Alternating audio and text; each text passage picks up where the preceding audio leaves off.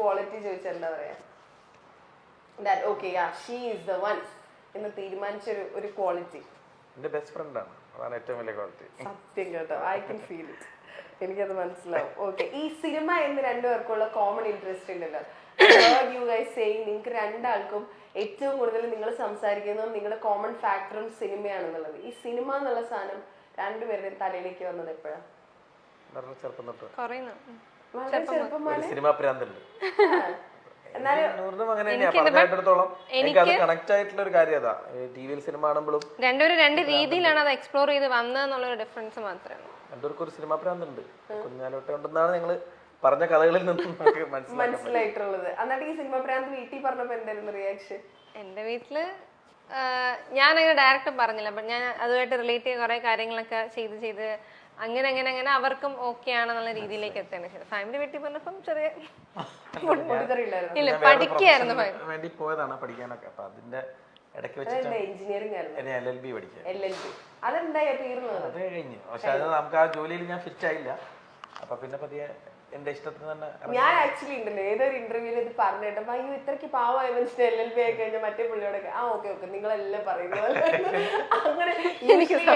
LLBക്കാർക്ക് അങ്ങനെ ഇതുണ്ടല്ലോ, ഭയങ്കര വാക്ചാതുര്യം ഉള്ളവരാണ്. ആളും ഭയങ്കര സോഫ്റ്റ് സ്പോക്കൺ അഭിനയല്ലേ, ആക്ടിംഗ് ആണോ ദേവിയെ?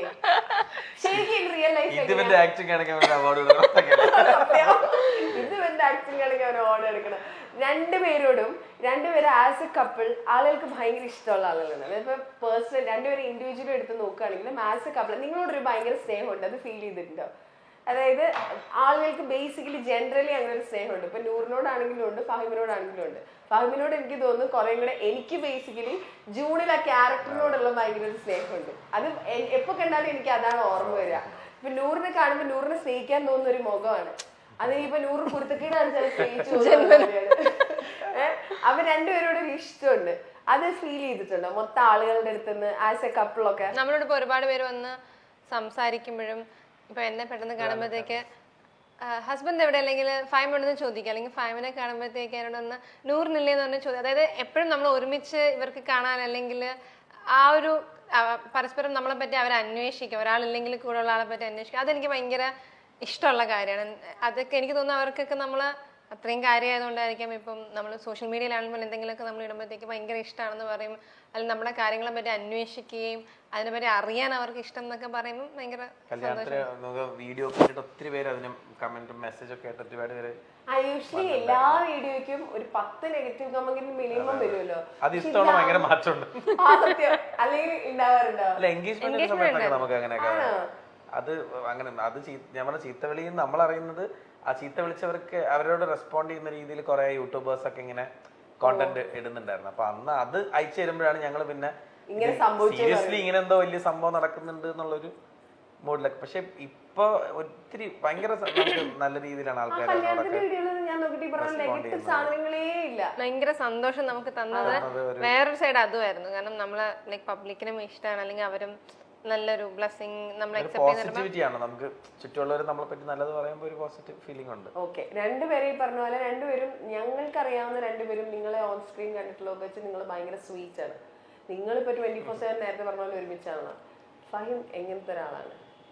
പോസിറ്റീവ്സ് ആൻഡ് നെഗറ്റീവ്സ് പറയുകയാണെങ്കിൽ നമ്മൾ നോക്കുമ്പോൾ ഞാൻ നേരത്തെ പറഞ്ഞ പോലെ ഭയങ്കര സോഫ്റ്റ് സ്പോക്കൺ ഇങ്ങനെ ചിരിച്ച് സംസാരിക്കുന്ന ഒരാളാണ്. അത് അവന്റെ നേരത്തെ പറഞ്ഞ സീരിയസ് ആണോ? അല്ലെ, അങ്ങനെ ഒരു പേരിൽ അവനെ വിളിക്കാൻ പറ്റില്ല, എന്താ അവനെ പറ്റി പറയാന്നുള്ളത്. ബട്ട് ഭയങ്കര നല്ലതാണ്. ലൈക് പെർഫെക്റ്റ് നമുക്ക് പറയാൻ പറ്റില്ല.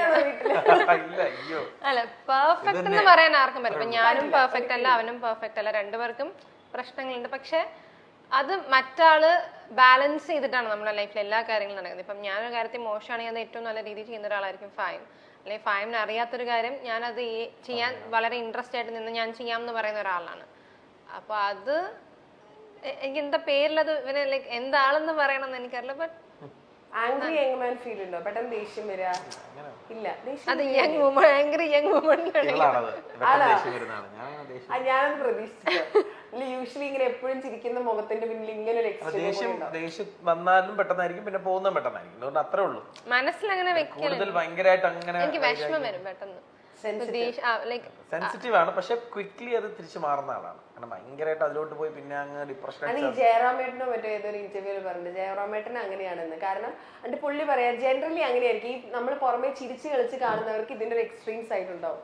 ഇവര് പെട്ടെന്ന് ദേഷ്യപ്പെടും, നമ്മൾ പോലും വിചാരിക്കാത്ത നേരത്തെ ദേഷ്യപ്പെടും. പക്ഷെ മാക്സിമം പ്രശ്നങ്ങളൊന്നും ഉണ്ടാവാതിരിക്കാനും നോക്കും. അങ്ങനത്തെ കാര്യങ്ങളോട് ഇടപെടേ ഇല്ല.